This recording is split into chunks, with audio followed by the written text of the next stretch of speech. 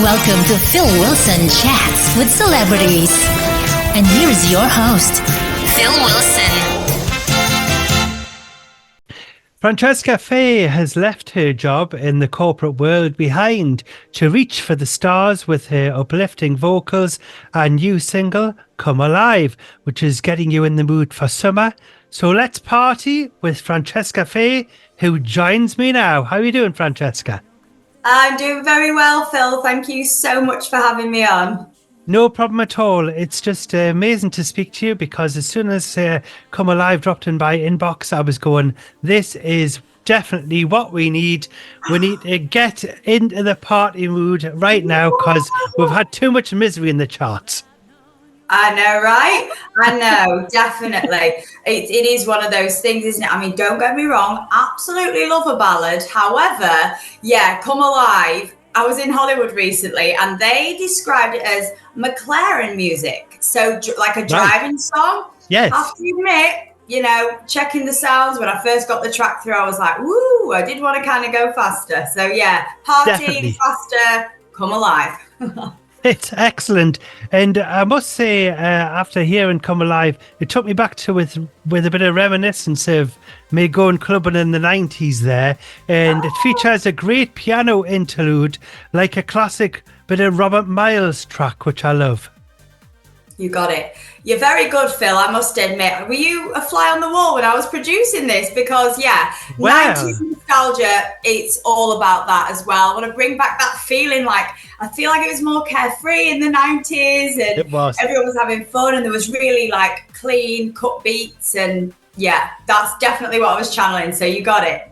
Yeah, and especially with the diddling, it's like it's Robert Miles, but of course it's your own version. But it's like it's got that lovely catchy bit, and it really sparks a memory in you, and you go, right, I'm ready to get myself down the big market in Newcastle again. Love that. Love that it means that to you. Absolutely love that. Yeah, it's great. I'll get yourself down to Leeds on a night out. Yeah, Leeds. I've been there. Doncaster. Oh yes, Doncaster. Oh, yes, Doncaster, yeah. No, but that's fine. It's very close to Leeds. I spend a lot of time in Leeds, and I think most people don't know where Doncaster is. So let's say Leeds or Sheffield. It's closest. I've only been to Donny once. And it was when you didn't come back, right? It was once for a reason. Well, yes, my wife is getting her nails done, I think, or something like that, in some place or other, which we had to get a train from there. But is that where there's a shopping centre? When you get off the train, is it where there's like a grey shopping centre? Yeah, French Gate. Yeah. That's the one. That's the one. See, I have been there. Oh, yes. Bless you. Yes, I will have to return and come and see you. Yes, I would love that, Phil. That'd be fabulous. Anytime. Yeah. Now, when did you decide to take a break from the business world? Oh, well, I've done it for many years and threw myself into it, climbed the corporate ladder in very big, well-known companies. Thought that, everything was all right. And then I actually, there was like a redundancy scare for the company I was working at. And unfortunately, I did get made redundant and It ruined me. I lost my identity, this big corporate thing I had going on. I bet. Very healthy salary. I was like, oh my gosh, what do I do when you're providing for a family? It kind of had a really negative effect when that happened. But everything happens for a reason. I'm a massive believer in that. And now I can sit here on an interview with you after you play my song on the radio going, it was categorically the best thing that happened to me. Yes, I bet it was. I think things happen for a reason and sometimes give you a wake-up call, and it gives you a chance to reset yourself because you can get stuck in a rut and you don't want to be a person who's going to go, like 10 years down the road even further going, I wish I did that. Do you know what I mean? Oh, exactly. And I think, you know what? It's not easy, Phil, to be bold and be brave and take risks. It is risky. And I had so many people that I told when I was doing this, you're crazy. The music industry is super hard, don't you? And I was like, well, listen, I've sat in a board of directors in suits. Doesn't faze me. Bring it on. And I think it's having that attitude of, feel the fear and do it anyway is what will get you through and carries you on, let's say. Definitely. I mean, I was doing interviews on the radio, but I didn't do face-to-face interviews like this. And then all of a sudden, last year, I was going, am I silly or something? So that's how I'm being able to speak to you on the radio as well as speak to you in person as well, which makes a hell of a lot of difference. And it's actually, it's more scary actually speaking to somebody without seeing the face, because you can't see the facial expressions. And do you know what I mean? And people can pick things up, questions up and things in different ways. Absolutely. A lot of my meetings were conducted over the phone or online, but then when you start to actually see people in person, it's even better because you can talk more freely. It's less planned, and that's right. Love that. Yes, it's nice to see you. Now, have you always had a burning passion to make records? Well, what happened? I've always sang. So since I was 15, my dad was a very successful Elvis impersonator in the States. Right. So I've always been inspired to sing. And I started singing when I was 15. And I used to go on stage and I'd sing Don't Cry Daddy when I was 15, an Elvis song with my dad. Yes. That got me on stage. Always sang, but it was my side hustle rather than producing my own material. I've always been good with words. I've always been passionate about things. So I always wrote bits. Yes. But when I left the corporate job, I was like, I need to actually put some of this passion and creativity actually into a song. And that's where the production started. So although I'd written bits and I was gigging, every month without fail since I was 15, actually the production came when I stopped the corporate job. And I was very, very lucky. And again, everything happens for a reason.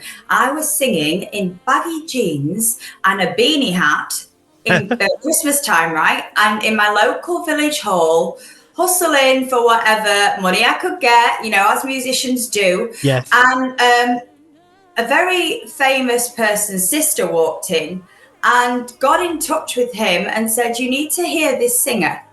He booked me for a trance gig to do for, I think there was roughly about 1,000 people there. Wow. Did that gig and I found my home with dance music, and people started having interest in my voice, and I didn't even know it suited that genre, and that's where the influence of dance came along as well. Yes, and I was going to talk about that a little bit later on, which I will actually. Now, what do you think held you back making music earlier? Was it to do with what you fell into as far as in the business world, or? Very simply, yes. And a lack of self-belief, just being very vulnerable, which I'm always happy to be if it will help another. Yes. I had this job and I was wearing all the business wear. I was being flown to San Francisco. It was all good. It was all well, but it just wasn't making me feel, excuse the pun, alive anymore. Yes. And it's just one of those things where it just happened naturally. I can't even really explain it grain by grain, it just happened. Yeah, and it happened for the better as well for you. Yeah. Now, when you were growing up, you were drawing inspiration from diverse genres, ranging from 90s dance, soul, and Motown. Which artists' music did you particularly like?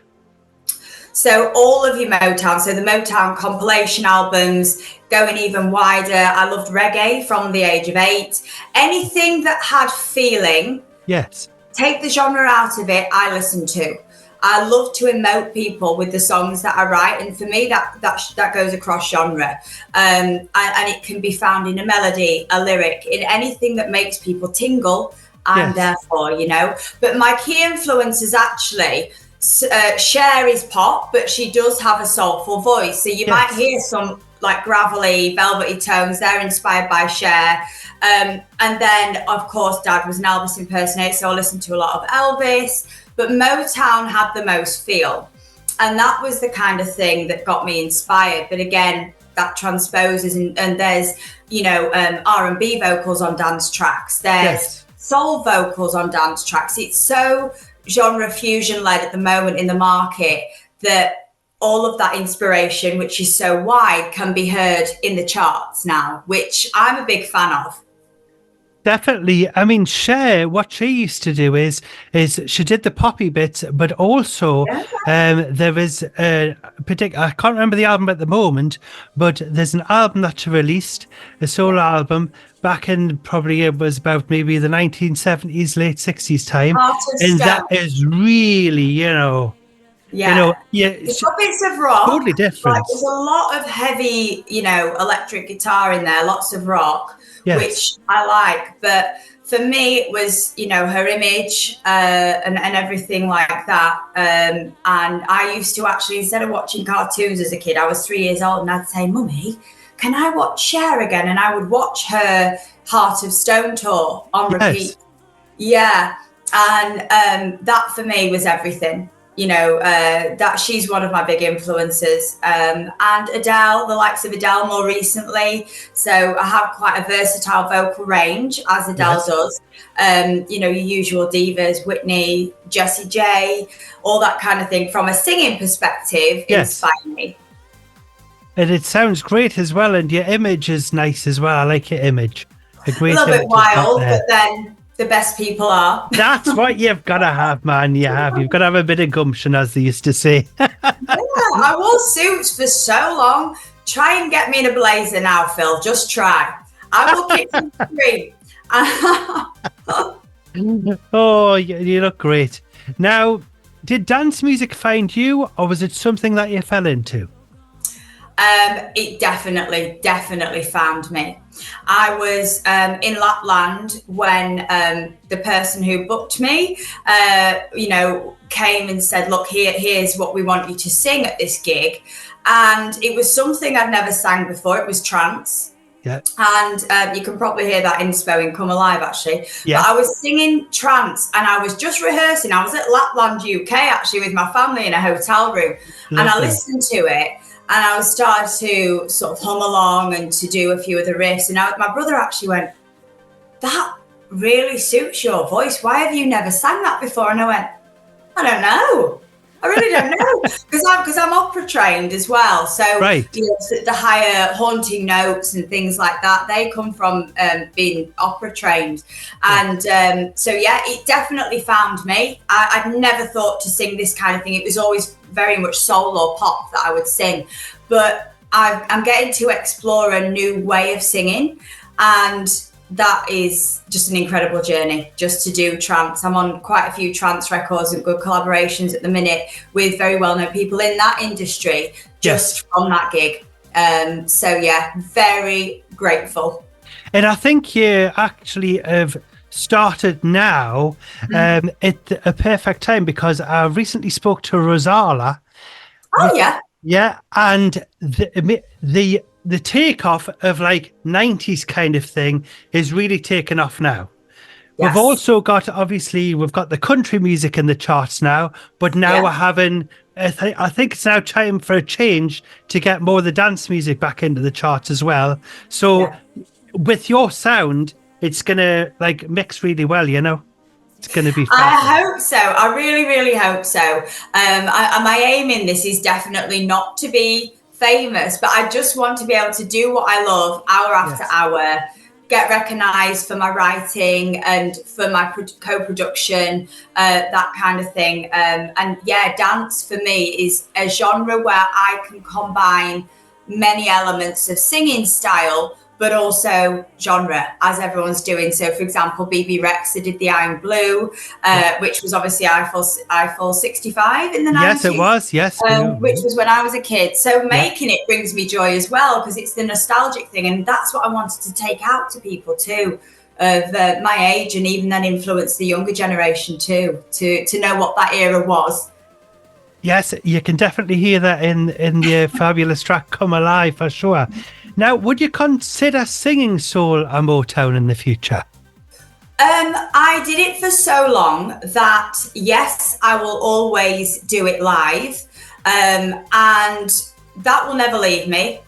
However, production-wise, I can sing in a soulful style on a house track or a techno track. Of course you can, yes. So I'm still getting to use those notes and those keys, Yes. but within dance music now. So I'll always sing it, maybe more in the shower though, but my production, I'm going to stick to a broad genre of dance music where I can implement what I took from those influences. Of course. Yeah. Now, your current single, Come Alive, is accompanied by a superb video.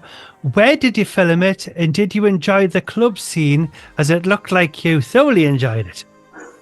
Well, actually, now I'm telling a bit of a lie in that because I don't go out very much. I am stuck on my music production software maybe 8 hours a day minimum at the moment. I've slept about 5 hours in the last 4 months. Wow.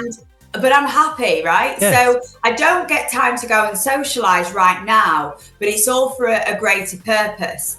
I did, however, when I did the rebooted gig, Scott Bond's rebooted for Hemstock and Jennings, I came off stage and I thought, whew, I feel really like I've had a drink, like, you know, when you get giddy. Energized, euphoric. I felt inspired. I felt alive. Sorry, she stopped it again.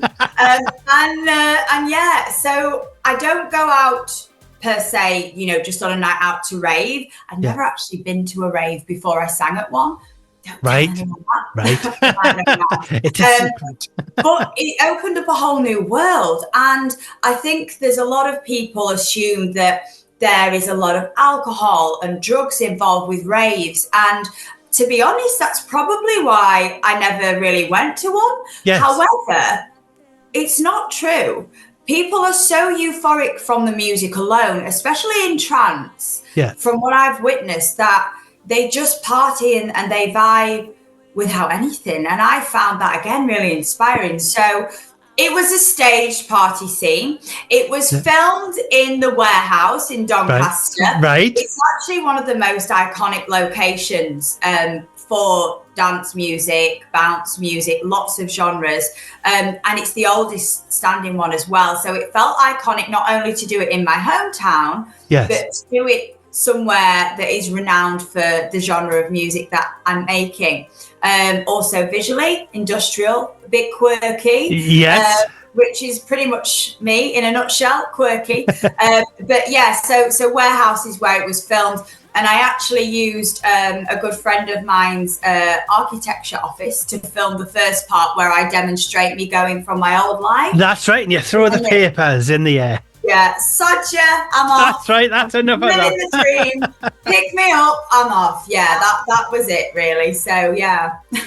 It was great because you throw the papers and then the next thing somebody just is opened a door for you there and they hand you the microphone there, the lovely glittery I think it's silver, the microphone, and then you're straight out there and it's like party time.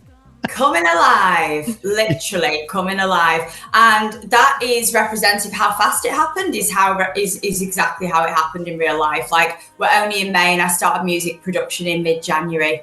So it's amazing. No, Come Alive's already got over 5,000 streams and I had no prior releases. I've done it independently. There's no label involved. So I'm doing 5 people's jobs at the moment. But, you know, it has been worth it and it has been well received. And it did actually get played and is being played on iHeart across America. Oh, wow. Excellent. Yeah, that's a big deal, that one. Yeah, absolutely. They are a very large global radio station. So I'm incredibly grateful just to drop that one in again because it's happened so fast. It's like, oh, pinch me. I know it's a whirlwind and it's just going to get even better. I know that. Now, the vinyl revival is upon us, so I must ask, what is your favourite record you have ever bought and what song would you play me if you had a turntable aside you to put the needle on? Right. Turntable, let's go there first. If I'm putting the needle on, I'm going to go for a Signum track, which is like a 90s track. Can you guess which one?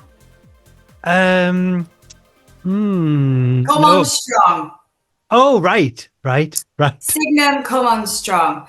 That would be what I would do.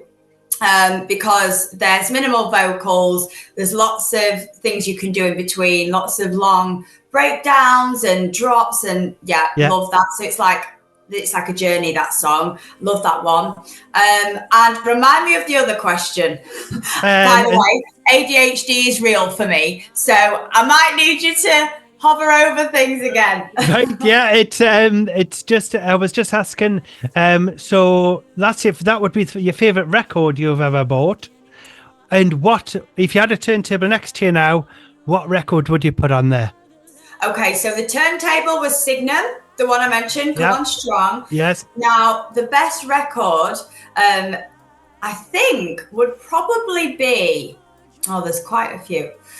When I say record, I'm thinking back now to my CDs.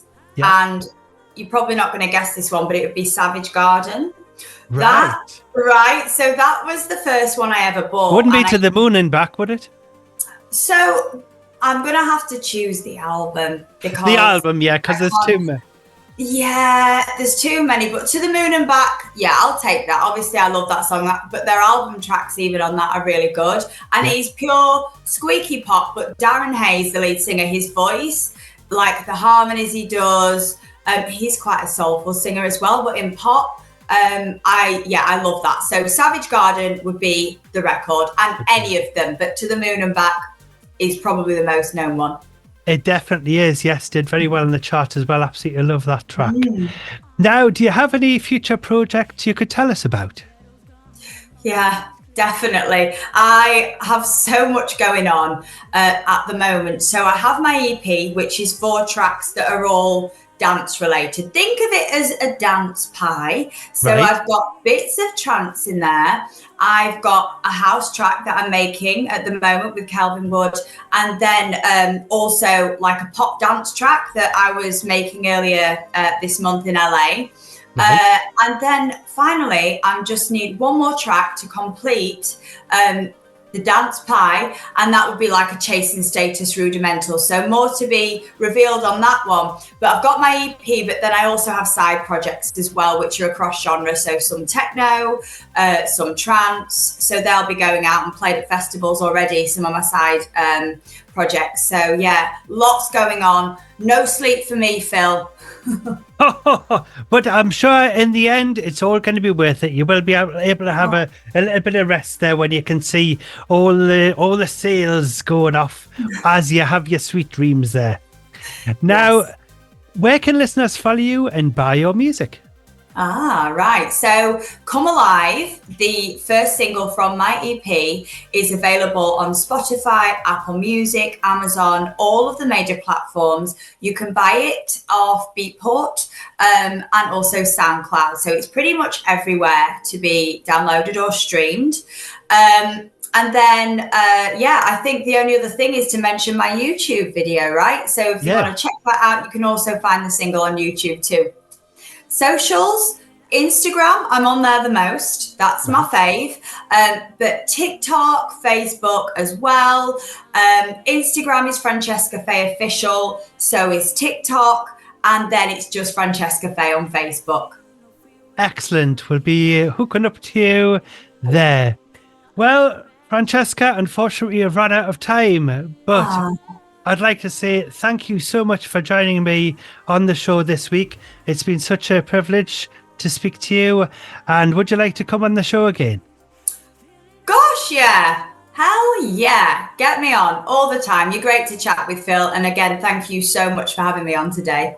No problem at all. Now, finally, could you introduce your latest single, Come Alive? Of course. This is Francesca Faye, and you're listening to Come Alive. Francesca, thank you so much, and all the best. We'll speak to you soon. Thank you.